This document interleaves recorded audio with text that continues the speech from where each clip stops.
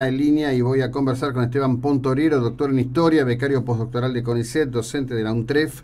Esteban, buen día, ¿cómo le va? ¿Qué tal? Buenos días, José Luis. Un saludo para usted y para la audiencia.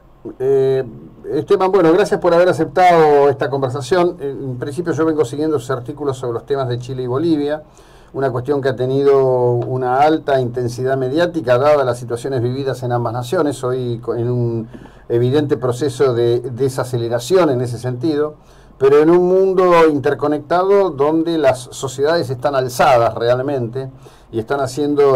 sentir su fastidio. Quería pedirle que nos ilustre sobre las similitudes y diferencias que tienen las situaciones de Chile y Bolivia, porque lo que nos queda a todos en el imaginario son las imágenes de la violencia en líneas generales y la interacción siempre fuerte, intensa y obviamente hoy en tiempos contemporáneos juzgada negativamente del Estado en su carácter de actor de represión, ¿no? Totalmente. Y bueno, si tuviera que hablar de similitudes, podría destacar la cuestión de cómo el Estado organizó en ambos casos la represión a partir de la declaración de un estado de emergencia, que es algo que también pasó en Ecuador y que es algo que yo destaqué en los artículos que usted menciona, porque es lo que explica también esos cruces entre acción legal y acción ilegal denunciados tanto en Chile como en Bolivia, que son los casos que me consulta y que ahora que ha pasado un poco de tiempo desde el estallido de estas revueltas y de la represión, comenzamos a conocer por algunas denuncias más sistemáticas de violaciones a los derechos humanos, torturas, desapariciones forzadas, etcétera, y que tiene que ver con que cuando el Estado declara un estado de emergencia, un estado de excepción, suspende total o parcialmente el orden legal, bajo la paradójica razón de proteger el Estado de Derecho. Es como que el Estado dice, a través del gobierno, para hacer frente a esta situación de emergencia, de insurrección, de crisis interna, es necesario tomar medidas que no están plenamente avaladas en la Constitución y entonces se debe suspender total o parcialmente una parte del orden jurídico para luego restablecerlo. Y esto es, creo, una similitud importante tanto en Chile como en Bolivia. Y después, en el orden de las diferencias, bueno, podemos ver que en el caso chileno, la fuerza principal a cargo de la acción fueron carabineros, también con intervención de ejército, y en el caso de Bolivia, si bien el ejército ha tenido una participación central, también conocimos cómo las policías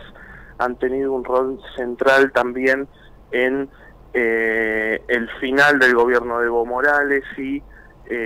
cómo se constituyeron en un factor de poder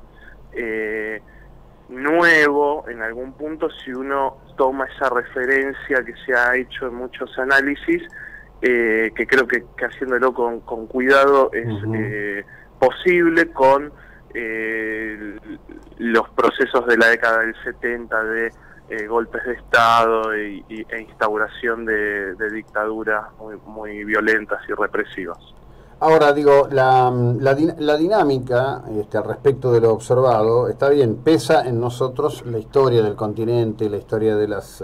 alteraciones institucionales, los golpes, la toma de poder. Cuando uno mira el mapa ampliado, no es diferente de lo que ocurre en Francia, no es diferente de lo que está ocurriendo en Líbano, no es diferente de lo que ocurre en Irak, no es diferente de lo que ocurre en Irán. Los estados, para conservar el control del poder, en algunos casos más, en algunos casos menos, tienen, digamos, la absoluta convicción, no importa su ideología aparente, que el núcleo del desarrollo de la fuerza debe estar sí o sí en manos del Estado. Sí, acuerdo totalmente. Me parece que desde la organización de los estados nacionales, más o menos como los conocemos, y los que usted menciona, el siglo XIX y siglo XX, la cuestión célebre del monopolio legítimo de la violencia por parte del Estado para su uso también en la represión de revueltas, protestas, insurrecciones, es un aspecto central e innegociable. Yo en todo caso podría agregar una cuestión, tal vez sobre todo para Latinoamérica, que es la actuación de cómo se articula históricamente, y lo tendremos que discutir para la época actual, la acción de fuerzas estatales como la gendarmería, la policía y eventualmente las Fuerzas Armadas con la acción de grupos paraestatales para la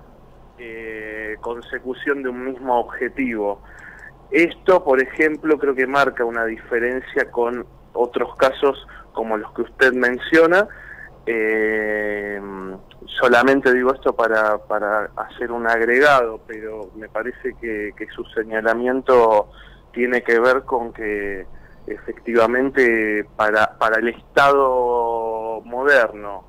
de Asia a África, América, Europa, la cuestión del orden interno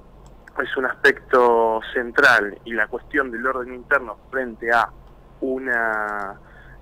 revuelta, a una insurrección, a un fenómeno de características políticas, de disputa del poder en algunos casos,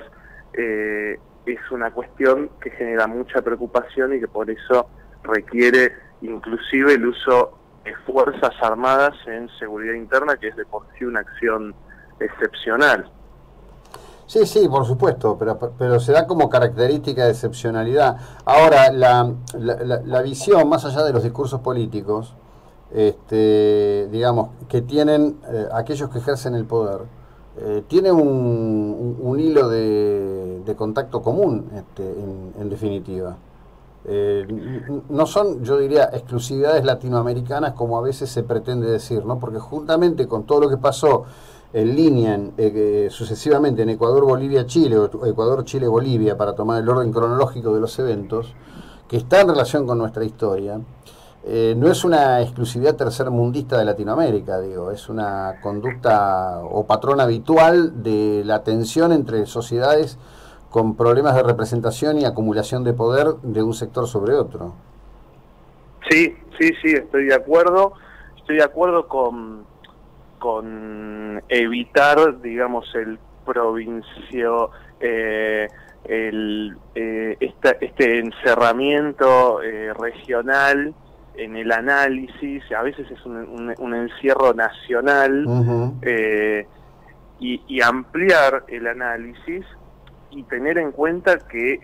ya tenemos que decir que se trata de un fenómeno global, que seguramente en algún poco más de tiempo tendremos más claridad para entenderlo mejor y para ponderarlo mejor, pero de momento tenemos estas situaciones de conflictividad interna alta en los distintos países que usted menciona, que son países en algunos casos muy distintos entre sí, con historias muy distintas, y que sin embargo están coincidiendo en esta coyuntura histórica global, en esta dinámica de